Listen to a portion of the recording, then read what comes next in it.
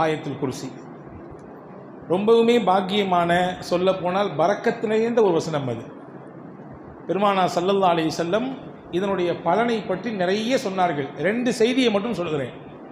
அதற்கடுத்து அதில் உள்ளே இருக்கக்கூடிய ஒரு ரகசியம் சொல்வேன். கடைசியில் நான் மறந்துட்டால் நீங்கள் என்கிட்ட கேட்கணும், ஆயத்துல் குர்சியின் ரகசியம் என்ன என்று. இதுதான் டாஸ்க்கு, நீங்கள் எந்த அளவுக்கு கவனிக்கிங்கன்றதை. அன்பு சகோதரர்களே, பெருமானார் ஸல்லல்லாஹு அலைஹி வஸல்லம் அன்னவர்கள் ரமலானிலே ஜக்காத்தை எல்லாம் ஒன்றா சேர்ப்பாங்க, கலெக்ட் பண்ணுவாங்க.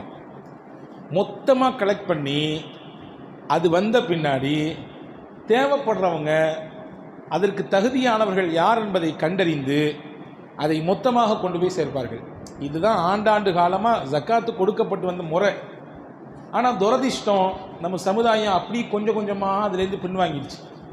தனித்தனியாக எனக்கு ஜக்காத்து கடமையாக நான் தனியாக கொடுத்துக்கிறேன், உங்களுக்கு ஜக்காத்து கடமையாக நீங்கள் தனியாக கொடுத்துறீங்க. அப்படி கிடையாது. ஜக்காத்துன்றது கூட்டு அமல், கூட்டாகத்தான் நிறைவேற்ற வேண்டும். அதுதான் சிறப்பு. தனியாக கொடுத்தா செல்லுமா செல்லாதான்னு கேட்டிங்கன்னா செல்லுன்னு சொல்லுவேன், அதில் தப்பு எதுவும் இல்லை. ஆனால் ஜக்காத்தை கூட்டாகத்தான் கொடுக்க வேண்டும். பாருங்கள், ஹஜ்ஜி கூட்டாக தானே செய்கிறோம், அமல் நோன்பு கூட்டாக தானே செய்கிறோம், தொழுகை கூட்டாக செய்தால்தான் நன்மை அதிகம், 27 மடங்கு நன்மை. தனியாக தொழுதாலும் கூடும், ஆனால் பள்ளிவாசலில் வந்து ஜமாத்தால் தொழுதிங்கன்னா 27 மடங்கு நன்மை கிடைக்கும். அதே மாதிரி தான் ஜக்காத்து என்பதும் கூட்டாக செய்வது தான் சிறப்பு. ரசூல் ஸல்லல்லாஹு அலைஹி வஸல்லம் ஜக்காத்தினுடைய பொருளை எல்லாம் கலெக்ட் பண்ணி மஸ்ஜித் நபியில் வச்சுருந்தாங்க. ராத்திரி நேரம் 4 நபர்கள் வந்து போகக்கூடிய இடம் என்பதினாலே ஒருவருக்கு பொறுப்பு போட்டு இங்கே கவனிச்சுக்கணும். நாங்கள் அந்த பொறுப்பு நியமிக்கப்பட்டவர் சையதுனா அபூ ஹுரைரா ரலியல்லாஹு அன்ஹு. ரொம்ப பிரபலமான சஹாபி இவங்க கண் முழிச்சு பார்த்துட்டு இருக்காங்க. யாருடைய, ஏன்னா பைத்துல் மாலுடைய பொருளாச்சே, பொது சொத்து, யாரும் கை வைத்து விடக்கூடாது. எல்லாருமே நாளைக்கு அல்லாஹ்ட்ட பதில் சொல்ல வேண்டிய நிலை ஏற்பட்டு போயிடும். எனவே தான் எதிலே கவனமாக இருக்கிறோமோ இல்லையோ, பொது விஷயத்தில் ரொம்ப கவனமாக இருக்க வேண்டும். தொலைந்த பொருள் 1 ரூபாயாக இருந்தாலும் எல்லாருமே குற்றவாளி. நாம் எல்லாரும் அல்லாஹ்விடத்திலே பதில் சொல்லியாக வேண்டும். எனவே தான் அந்த பொறுப்பை உணர்ந்து நம்மிலே இன்னைக்கும் பலர் அதை மிகுந்த இறுக்கமாக அதை பின்பற்றுவதை பார்க்கிறோம், இல்லையா? ஸல்லல்லாஹு அலைஹி வஸல்லம் அபூ ஹுரைரா ரலியல்லாஹு நியமிச்சிருந்தாங்க. அபூ ஹுரைரா ரலியல்லாஹு அவர்கள் ராத்திரி எல்லாம் கண் விழித்து அதை பாதுகாத்துட்டு இருக்காங்க. திடீர்னு ராத்திரி ஒருத்தன் வந்து மூட்டையில் அந்த சாக்கு பையில் அந்த பொருளை எல்லாத்தையும் அள்ளி போட்டுக்கிட்டு இருக்கிறான். பிடிச்சிட்டாங்க போய். யார் நீ, எங்கேருந்து வந்த? அவன் சொன்னான், நான் ரொம்ப ஏழை, கஷ்டப்படுறேன், குடும்பத்தில் சாப்பாடு இல்லை, கஞ்சி இல்லை, கொஞ்சோண்டு எடுத்துகிட்டு போனால் என் புள்ள குட்டி எல்லாத்துக்கும் நான் கொடுத்து கொஞ்சம் பசி ஆற்றுவேன். விட முடியாது, நாளை காலையில் உன்னையை பிடிச்சி முகமது நபிகிட்ட கொண்டு போய் நிப்பாட்டாமல் நான் விட மாட்டேன். வந்தவன் அந்த சொன்ன அந்த மனிதன், மன்னிச்சிடுங்க, நாளைக்கு நான் வரமாட்டேன், நான் புள்ள குட்டிக்காரன், விட்டுருங்கன்னு சொல்லி தப்பிச்சு போயிட்டான். இரக்கத்தை ஏற்படுத்திட்டு போயிட்டான். மறுநாள் ரசூலுல்லாஹி ஸல்லல்லாஹு அலைஹி வஸல்லம் காலைலே ஹஸரத் அபூ ஹுரைரா சந்தித்தார்கள். சந்திக்கும் பொழுது ரசூலுல்லாஹ்வுக்கு இந்த செய்தியே தெரியாது. ஆனால் கேட்டாங்க, நபி நைட்டு வந்தானே அந்த ஆள் என்ன சொன்னான்னு கேட்டாங்க. ஹஸரத் அபூ ஹுரைரா ஆச்சரியமாக பார்க்காங்க. யா ரசூலுல்லாஹ், வந்தது எனக்கும் அவனுக்கும் தான் தெரியும், உங்களுக்கு அல்லாஹ் சொன்னான். என்ன சொன்னான்? இந்த மாதிரி புள்ள குட்டிக்காரன் சொன்னாங்க. சிரிச்சுக்கிட்டே சொன்னாங்க, போங்க இன்னைக்கும் வருவாங்க அப்படின்னாங்க. அவங்க போனாங்க. அதே மாதிரி ராத்திரி மறுபடியும் வந்தான். மறுபடியும் பிடிச்சாங்க. விடவே மாட்டேன், நபி சொல்லிட்டாங்க முன்னாடியே. இல்லை, மறுபடியும் நான் புள்ள குட்டிக்காரன். பசி, பல நேரங்களிலே பசியும் பட்டினியும் வறுமையும் தான் மனிதனை தவறின் பக்கம் தள்ளுகிறது, இல்லையா? காதல் ஃபக்ரு ஐயக்கூன குஃப்ரா, பெருமானார் ஸல்லல்லாஹு அலைஹி வஸல்லம் சொன்னாங்க. ஏழ்மை இருக்கிறதே ஒரு மனிதனை இறை நிராகரிப்பில் கூட தள்ளிவிடும். எனவே தான் ரொம்ப ஏழ்மை ஆபத்தானது. அந்த மாதிரியான நிலை இருக்கக்கூடியவங்களை ரொம்ப கவனிக்கணும். அவங்களுக்கான உதவி ஒத்தாசைகளை கூடுதலாக செய்ய வேண்டும். அப்போ அவன் சொன்னான், நான் புள்ள குட்டிக்காரன், என்னை இப்போ விட்டுருங்க, நான் நாளைக்கு வரவே மாட்டேன்னு சொன்னான். அதே மாதிரி இறக்கப்பட்டு விட்டாங்க. மறுபடியும் காலில் கேட்டாங்க, வந்தானா நேற்று மேப்படியா? ஆமாம் வந்தான். என்ன சொன்னான்? வரவே மாட்டான்னு சொன்னான். இன்றைக்கும் வருவான், போயிட்டு வாங்கன்னாங்க. 3வது நாளும் வந்தான். இப்பொழுது பிடித்த அபூ ஹுரைரா ரலியல்லாஹு அன்ஹு, விடவே மாட்டேன் என்ன சொன்னாலும் என்று சொல்ல நேரத்திலே வந்தவர் சொன்னார், நான் உனக்கு ஒன்று சொல்லித் தரட்டுமா? நான் அதை சொன்னால் உனக்கு ரொம்ப பெரிய பலன் கிடைக்கும். என்னவெல்லாம் கிடைக்கும் பலன்? நீ அதை படித்தால், நான் சொல்லித்தரக்கூடிய விஷயத்தை நீ படித்தால் அல்லாஹ்வின் புறத்திலிருந்து உனக்கு ஒரு ப்ரொடெக்ஷன் கிடைக்கும், பாதுகாப்பு கிடைக்கும். 1. 2வது, உன் பக்கத்தில் ஷைத்தான் வரவே முடியாது. 2. இது 2ம் அந்த பவர்ஃபுல்லான வார்த்தையில் இருக்குன்னு சொல்லி கொடுத்துட்டு, நீ ராத்திரி தூங்கும் பொழுது ஆயத்துல் குர்சியை ஓதிட்டு படு. ராத்திரியானா அதை ஓதிக்கோ, இறைவன் இந்த ரெண்டு பாதுகாப்பையும் தருவான். தன்னிடத்திலிருந்து ஒரு பாதுகாப்பு, ஷைத்தானின் பக்கமே உன் பக்கம் வர முடியாத அளவிற்கு உண்டான பாதுகாப்பு சொல்லிட்டு தப்பிச்சு ஓடி போயிட்டான். மறுநாள் காலையில் அபூ ஹுரைரா ரலியல்லாஹு அன்ஹு ரசூலுல்லாஹ் கேட்டாங்க, வந்தானா?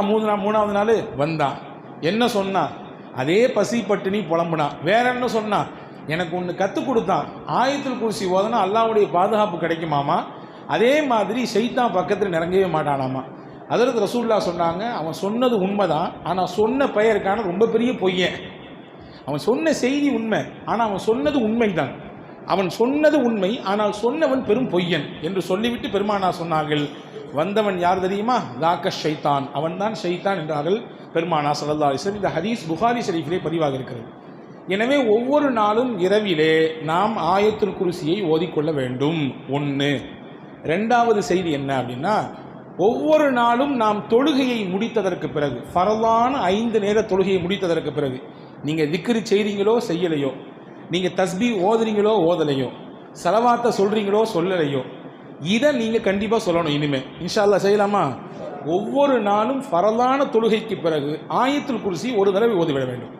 வேகமாக இமாம் துவா ஓதுனதுக்கு பிறகோ அல்லது ஓதியதற்கு முன்போ எப்படியோ நீங்கள் ஆயத்துல் குர்சி ஓதணும். ஓதுனா என்ன கிடைக்கும்? நசாயி ஷரீஃபிலே ஒரு ஹதீஸ் வந்திருக்கிறது. பெருமானார் ஸல்லல்லாஹு அலைஹி வஸல்லம் சொன்னார்கள், அபூ உமாமா ரலியல்லாஹு அன்ஹு அறிவிக்கிறாங்க, மன் கரஅ ஆயத்துல் குர்சி துபர குல்லி ஸலா மக்தூபா லம் யம்னஉஹு மின் துஹூலில் ஜன்னதி இல்லா அய்யமுத். யார் ஒருவர் ஒவ்வொரு நாளும் ஃபரலான தொழுகைக்கு பிறகு ஆயத்துல் குர்சியை ஓதி வருகிறாரோ அவருக்கும் சொர்க்கத்துக்கும் இடையிலே மவுத் ஒன்று மட்டும்தான் இருக்கிறது. மரணம் என்பது ஏற்பட்டு போனால் மரணம் தான் தடையாக இருக்குது அவர் சொர்க்கத்துக்கு போகிறதுக்கு. இப்போ மரணம் எப்போ வந்துடுச்சோ அந்த மரணம் என்ற தடை அகன்று போயிடும், நேராக டைரக்டாக சொர்க்கத்துக்கு போயிடுவார் என்றார்கள் பெருமானார் ஸல்லல்லாஹு அலைஹி வஸல்லம். இப்போ தினசரி இரவு ஓதினால் பாதுகாப்பு, தினசரி ஆயத்துல் குர்சியை ஃபரலான தொழுகைக்கு பிறகு மனனம் செய்து ஓதி வந்தால் நிச்சயம் நாம் நம்பலாம் நமக்கு அல்லாஹ் சொர்க்கத்தை தருவான் என்று. ஆனால் இதை ஓதுறது கொஞ்சம் சிரமம். ஏன்னா பொதுவாகவே நம்ம ஒரு விஷயத்தை கண்டினியூவாக பண்ண மாட்டோம். பொதுவாக நம்மிடத்தில் இருக்கக்கூடிய ஒரு பலவீனம் அது, எல்லாருக்கும் இல்லை, ஒரு சில நபர்களுக்கு. ஒரு சில நபர்கள் அல்லாஹு தஆலா மாஷா அல்லாஹ் அவர்கள் கண்டினியூவாக செய்யக்கூடிய வழக்கம் இருக்கும். ஆனால் சிலர் அதை இழுத்து பிடித்து கொண்டு வருவது ரொம்ப பெரிய சிரமமானது. ஏன்னா ரசூல் ஸல்லல்லாஹு அலைஹி வஸல்லம் சொன்னாங்க, சின்ன அமலாக இருந்தாலும் கண்டினியூவாக செய்கிறது இருக்குது, அது ரொம்ப பெரிய பலன் தான். இதை யார் தொடர்ச்சியாக பின்பற்றுகிறாரோ நிச்சயமாக அல்லாஹ் இந்த பாக்கியத்தை தருவான். இது 2.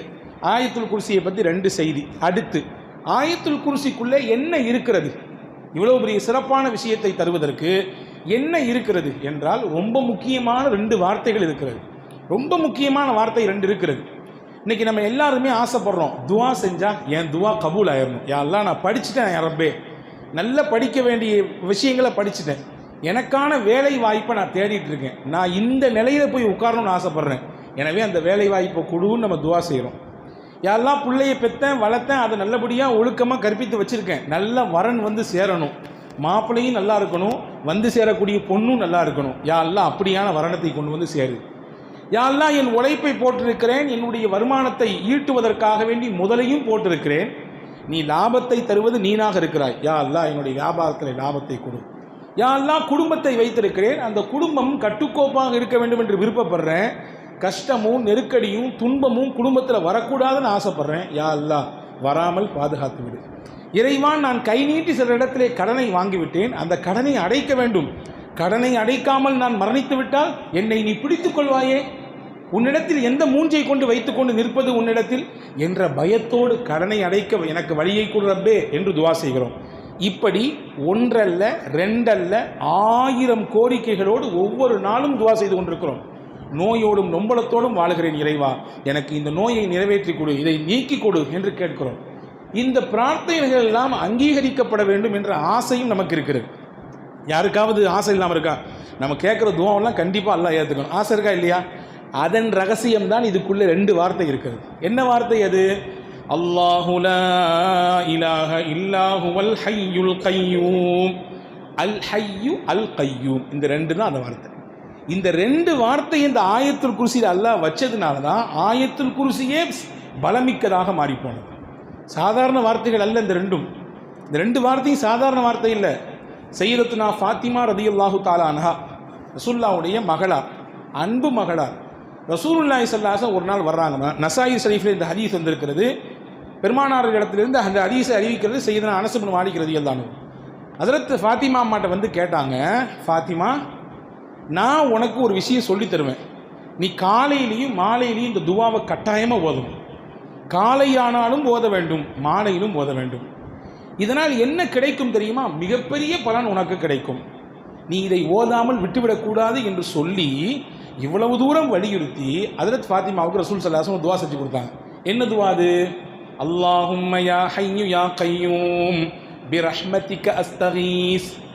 ஹய்யும் கய்யூம், நித்திய ஜீவனே, நிலைத்திருக்கக்கூடியவனே, மரணமே என்ற ஒன்று உனக்கு கிடையவே கிடையாது. எல்லாத்துக்கும் மரணம் உண்டு, அல்லாஹ்விற்கு மரணம் உண்டா? கிடையாது. கய்யூம், எப்பொழுதுமே இருப்பான், எல்லா காலத்திலும் இருப்பான். எனவே நித்திய ஜீவனாக நிலைத்திருக்கக்கூடிய இறைவா, பிரஹ்மதிக அஸ்தகீஸ், உன் அருளை கொண்டு உன்னிடத்தில் உதவி தேடுகிறேன். ஒபி அதாபிக நஸ்தஜீர், உன் வேதனையிலிருந்து நான் பாதுகாப்பு தேடுகிறேன். அஸ்லிஹ் லி ஷஅனி குல்லஹ், என் காரியம் அனைத்தையும் நீ லேசாக்கிவிடு, என் காரியம் அனைத்தையும் நீ சரி செய்து விடு. வலா தகில்னி இலா நஃப்ஸி தர்ஃபத ஐன், கண் இமைக்கும் நேரம் கூட என் விஷயத்தை என் மீதே நீ சுமத்தி விடாது. கண் இமைக்கும் நேரம், மைக்ரோ செகண்ட், இந்த கண் இமைக்கிறதுக்கு எவ்வளோ நேரம் ஆகுது? அந்த நிமிட பொழுது, அந்த சனப்பொழுது கூட என் காரியத்தை என் மீது நீ சுமைத்து விடாது. அப்படின்னா என்ன தெரியுமா அர்த்தம்? நான் விளக்க சொல்கிறேன். அந்த கண் இமைக்கும் நேரம் இந்த உடலில் இயங்கி கொண்டிருக்கக்கூடிய மூச்சு, அதை நீ தான் கண்ட்ரோல் பண்ணணும்னு அல்லாஹ் சொல்லிட்டான்னு வச்சுக்கலாம். என்ன ஆகும் கதை? ரத்தம் மேலும் கீழும் போய்கொண்டே இருக்கிறது, ரத்தம் ஓடிக்கொண்டே இருப்பதனாலே இயங்கிக் கொண்டே இருக்கிறோம். அந்த இரத்த ஓட்டத்துக்கு நீ தான் பொறுப்பு, பார்த்துக்கோ என்று நம்மிடத்திலே அந்த பொறுப்பை சாட்டிவிட்டால் என்ன ஆகும் கதை? ஒன்றுமே நடக்காது. இப்போ எல்லா இயக்கமும் யாருடைய கண்ட்ரோலில் இருக்குது? அல்லாஹ்வுடைய கண்ட்ரோல் இருக்குது. கண் இமைக்கும் நேரம் கூட என் விஷயத்தை நீ என் மீதே சாட்டிடாத, நீ தான் எனக்கு பொறுப்பு என்ற பொருள்பட இருக்கிற இந்த துவாவை தினசரி காலையிலும் மாலையிலும் ஓத வேண்டும் என்று ஹஜ்ரத் ஃபாத்திமா ரலியல்லாஹு ரசூலுல்லாஹ் சொல்லி கொடுத்தாங்க. இந்த துவா ஏன் இவ்வளோ பெரிய மகத்துவமான துவாவாக மாறியது என்றால், இதிலே பெருமானார் சேர்த்த வார்த்தை அல்லாஹும்ம யா ஹய்யு யா கய்யூம். ஹய்யுனே, கையுமே, அல்லாவே என்று சொல்லி அழைத்து துவங்கக்கூடிய துவா என்பதனாலே இது மகத்துவமான துவா. இதை ஓதுவதனாலே எல்லா விஷயங்களும் சரியாகிறது. உலகம் மற்றும் ஆகிரத் சார்ந்த அனைத்தையும் உள்ளடக்கிய ரொம்ப அற்புதமான துவா. ரசூலுல்லாஹ் அஸ்லிஹ் லி ஷஅனி குல்லா, என் காரியங்கள் அனைத்தையும் லேசாக்கிவிடு என்று கேட்கிறார்கள். அப்படின்னா என்ன அர்த்தம்? நம்முடைய வீடு, நம்முடைய குடும்பம், நம்முடைய அண்டை வீடு, நம்முடைய நண்பர்கள், நாம் செய்யக்கூடிய வேலைகள், நாம் செய்யக்கூடிய அமால்கள், நல்ல அமல்கள், அதே போன்று நம்முடைய கல்வி, நம்முடைய உயர்வு, நம்முடைய உள்ளம், நம்முடைய மனைவி, நம்முடைய பிள்ளைகள், நம்முடைய வியாபாரம் எல்லாம் இதில் அடக்கம். எல்லாத்தையும் எனக்கு சரி செஞ்சு கொடு. நீ சரி செஞ்சாதான் அது எல்லாம் சரி செஞ்ச மாதிரி இருக்கும். வேற யாரு கை வச்சாலும் அப்படி சரி செய்ய முடியாது. எனவே அப்படி சரி செஞ்சு கொடு என்று பெருமானார் ஸல்லல்லாஹு அலைஹி வஸல்லம் சையதத்துனா ஃபாத்திமா ரலியல்லாஹு தஆலா அவர்களுக்கு கற்றுக் கொடுத்தார்கள். எனவே அப்படிப்பட்ட ஒரு அற்புதமான வார்த்தையை தாங்கி நிற்கிறது இந்த துவா. எனவே தான் பெருமானார் ஸல்லல்லாஹு அலைஹி வஸல்லம் சொன்னாங்க, இஸ்முல் ஆலம் என்று ஒன்று இருக்கிறது. இஸ்முல் ஆலம் என்றால் என்ன? அல்லாஹ்வுடைய மகத்துவமான பெயர். அந்த பெயரை சொல்லி ஒருவர் துவா செய்தால் அல்லாஹ் நிச்சயமாக அந்த துவாவை கபூல் செய்வான். எது அந்த இஸ்முல் ஆலம்? அல்லாஹ்வுக்கு மொத்தம் எத்தனை பேருங்க இருக்குது? அல்லாஹ்வுக்கு 99 திருநாமங்கள் இருக்கிறது இல்லையா? வலில்லாஹில் அஸ்மாஉல் ஹுஸ்னா ஃபதுஊஹு பிஹா, அல்லாஹ்விற்கு அழகிய திருநாமங்கள் இருக்கிறது, அதை சொல்லி அவனை அடையுங்கள். யா ரஹ்மான் என்று சொல்லுங்கள், யா ரஹீம் என்று சொல்லுங்கள், யா மன்னான் என்று சொல்லுங்கள், யா ஹன்னான் என்று சொல்லுங்கள், யா தையான் என்று சொல்லுங்கள், யா மாலிக் என்று சொல்லுங்கள். இதெல்லாம் அல்லாஹ்வுடைய பேர். இதை சொன்னால் அவனுக்கு சந்தோஷம் வரும். அப்படி சொல்லி நீங்கள் துவா செய்யுங்கள். இந்த 99 பேரிலே அல்லாஹ்வின் மகத்துவமான பேர் என்பது எது? எந்த பெயரை சொன்னால் அல்லாஹ் துவாவை கபூல் செய்வான், எது அது என்ற ஒரு கேள்வி இருக்கிறது. ரசூலுல்லாஹ் அதற்கு பதில் சொல்றாங்க, அல் ஹய்யுல் கய்யூம் தான் அந்த துவா. அல்லாஹ்வுடைய திருப்பெயர்களில் எந்த பெயரை சொல்லி துவா செய்தால் அல்லாஹ் கபூல் செய்வானோ அந்த பெயர் அல் ஹய்யு அல் கய்யூம். பல அறிவிப்புகள் வந்திருக்கிறது, பல பெயர்களை அறிவிப்பு செய்கிறாங்க. ஆனால் ஒரு ஹதீஸில் இப்படி வந்திருக்கு. அனஸ் ரலியல்லாஹு சொல்கிறாங்க, சுனனு இப்னு மாஜாவில் இருக்கிறது, சுனனு நசாயில் இருக்கிறது, சுனனு அதே போன்று சுனனு அபூதாவுதில் இருக்கிறது இந்த ஹதீஸ். நாங்கள் எல்லாம் ரசூலுல்லாஹ் கூட பள்ளிவாசலில் உட்காந்துருந்தோம். ஒருத்தர் வந்தார், தொழுதாரு. தொழுது முடிச்சுட்டு அல்லாஹ்ட்ட ஒரு துவா செஞ்சார். என்ன துவா செஞ்சாரு?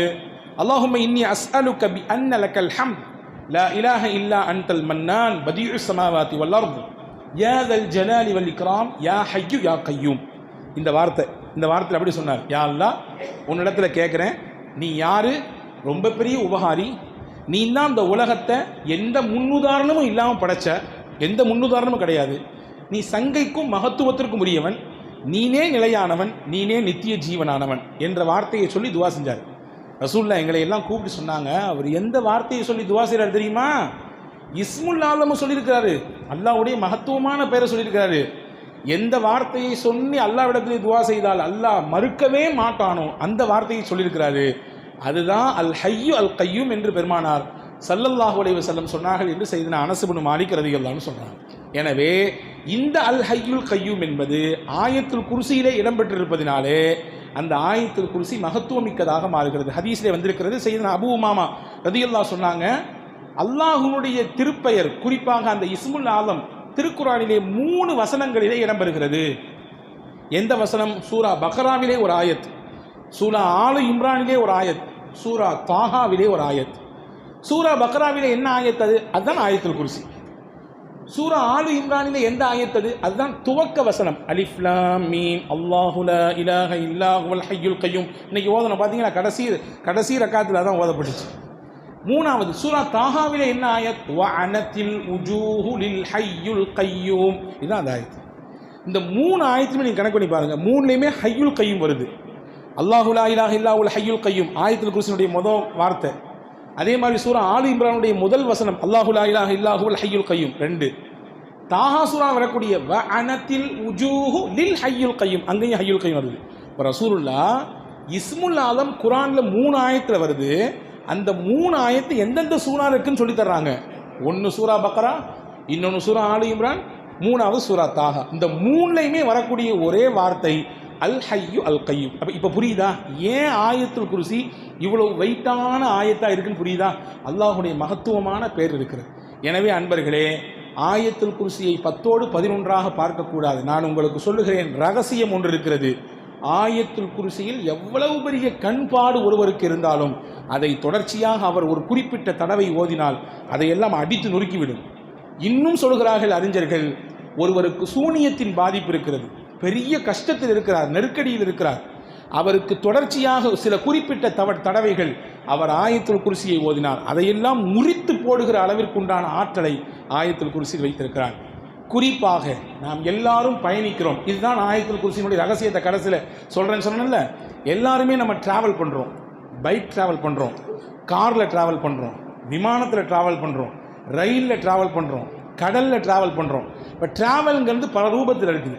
இன்றைக்கி அதிகப்படியான விபத்துகள் எங்கே நடக்கிறது அப்படின்னா வாகன விபத்து, ரோடுகள் நடக்குது. ஒன்று சொல்கிறேன் கேட்டுங்க, இனிமேல் இதை மனனம் விட்டுக் கொள்ளுங்கள்.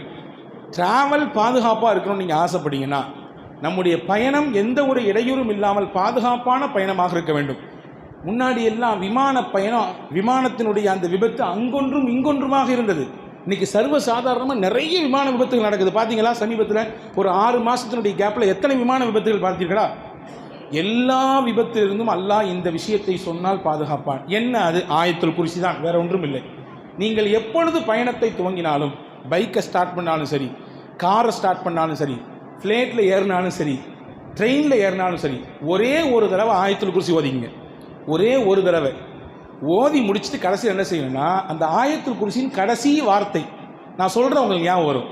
வல யஊதுஹு, சொல்லுங்க, வல யஊதுஹு ஹிஃபுதுஹுமா வஹுவல் அலியுல் அதீம்.